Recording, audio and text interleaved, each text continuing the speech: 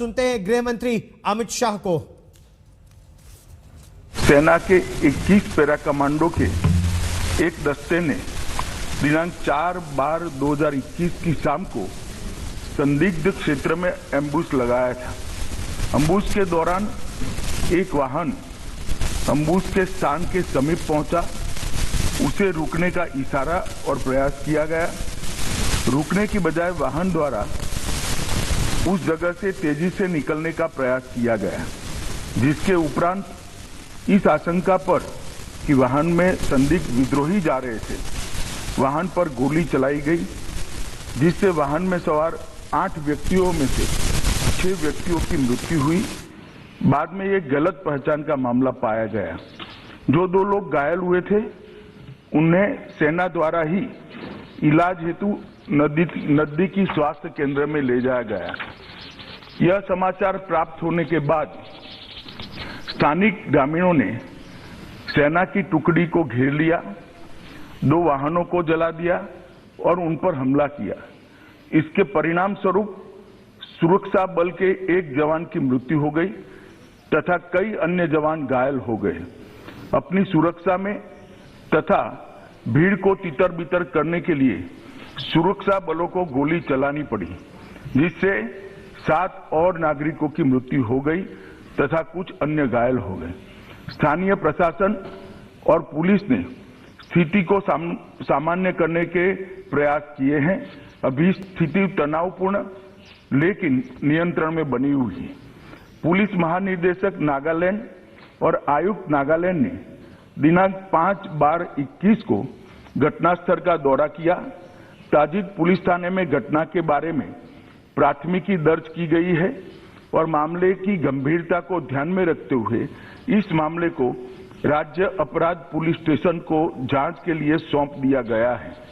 इस संदर्भ में एक विशेष जांच टीम एसआईटी का गठन किया गया है, जिसे 1 माह के अंदर जांच पूरी करने के निर्देश दिए गए हैं। उपरोक्त घटना के पश्चात दिनांक 5/12/21 की शाम में लगभग 250 लोगों की उद्वेलित भीड़ ने मौन शहर में असम राइफल की कंपनी ऑपरेटिंग बेस पर तोड़फोड़ की। भीड़ ने सीओबी के मकान में आग लगाई, जिसके उपरांत असम राइफल की टुकड़ी को भीड़ को तितर-बितर करने के लिए गोली चलानी पड़ी। इसके कारण एक और नागरिक की मृत्यु हो गई और एक अन्य घायल हो गया। प्रभावित क्षेत्र में किसी और अप्रिय घटना को रोकने के लिए अतिरिक्त बलों की तैनाती कर दी गई है। सेना की 3 कोर मुख्यालय द्वारा एक प्रेस वक्तव्य जारी किया गया है, जिसमें निर्दोष नागरिकों की दुखद मृत्यु के घटनाक्रम पर अत्यधिक दुख सेना द्वारा व्यक्त किया गया है। सेना द्वारा इन दुर्भाग्यपूर्ण मृत्यु के कारणों की जांच उच्चतम स्तर पर की जा रही है और कानून के अनुसार समुचित कार्यवाही की जाएगी।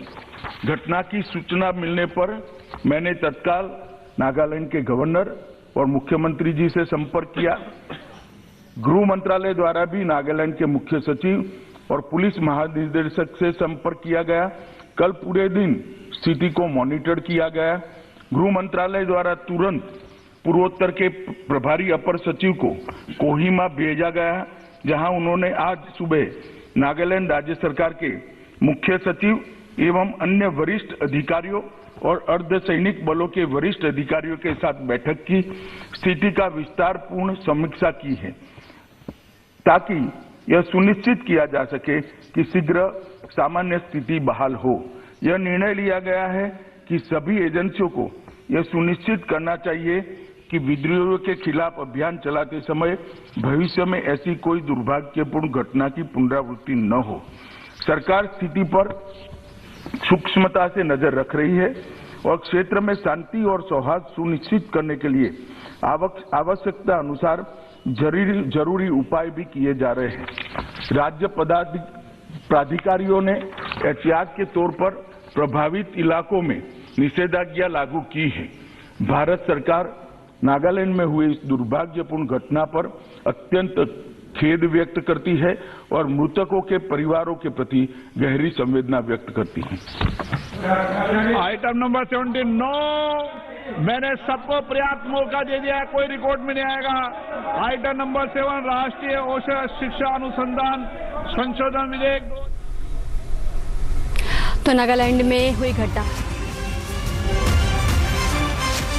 बड़ी बात की गृह मंत्री ने, जांच के आदेश, एसआईटी बन रही है। एसआईटी 1 महीने में अपनी रिपोर्ट सौंपेगी।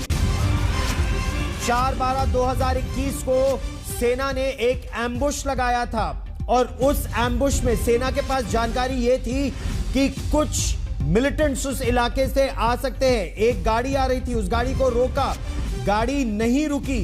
गाड़ी एम्बुश जिस तरह पर सेना ने जहां पर सिक्योरिटी पिकेट लगाया था उस पिकेट पर नहीं रुकी ये गाड़ी और निकल गई।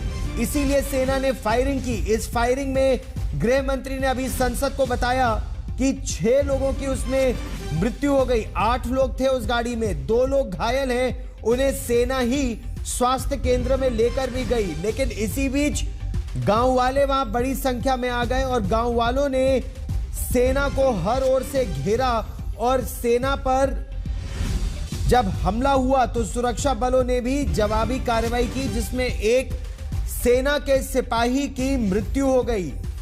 स्थिति इस समय तनावपूर्ण तो है लेकिन नियंत्रण में है। बड़ी बात की गृह मंत्री ने। से तेजी से निकलने का प्रयास किया गया, जिसके उपरांत इस आशंका पर कि वाहन में संदिग्ध विद्रोही जा रहे थे, वाहन पर गोली चलाई गई, जिससे वाहन में सवार 8 व्यक्तियों में से 6 व्यक्तियों की मृत्यु हुई। बाद में एक गलत पहचान का मामला पाया गया। जो 2 लोग घायल हुए थे उन्हें सेना द्वारा ही इलाज हेतु नजदीकी स्वास्थ्य केंद्र में ले जाया गया। यह समाचार प्राप्त होने के बाद स्थानिक ग्रामीणों ने सेना की टुकड़ी को घेर लिया, 2 वाहनों को जला दिया और उन पर हमला किया।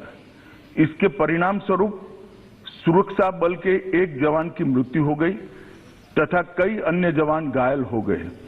अपनी सुरक्षा में तथा भीड़ को तितर-बितर करने के लिए सुरक्षा बलों को गोली चलानी पड़ी, जिससे 7 और नागरिकों की मृत्यु हो गई तथा कुछ अन्य घायल हो गए। स्थानीय प्रशासन और पुलिस ने स्थिति को सामान्य करने के प्रयास किए हैं। अभी स्थिति तनावपूर्ण लेकिन नियंत्रण में बनी हुई है। पुलिस महानिदेशक नागालैंड और आयुक्त नागालैंड ने दिनांक 5/12/21 को घटनास्थल का दौरा किया। ताजिद पुलिस थाने में घटना के बारे में प्राथमिकी दर्ज की गई है और मामले की गंभीरता को ध्यान में रखते हुए इस मामले को राज्य अपराध पुलिस स्टेशन को जांच के लिए सौंप दिया गया है। इस संदर्भ में एक विशेष जांच टीम एसआईटी का गठन किया गया है, जिसे 1 माह के अंदर जांच पूरी करने के निर्देश दिए गए हैं। उपरोक्त घटना के पश्चात दिनांक 5/12/21 की शाम में लगभग 250 लोगों की उद्वेलित भीड़ ने मौन शहर में असम राइफल की कंपनी ऑपरेटिंग बेस पर तोड़फोड़ की। भीड़ ने सीओबी के मकान में आग लगाई।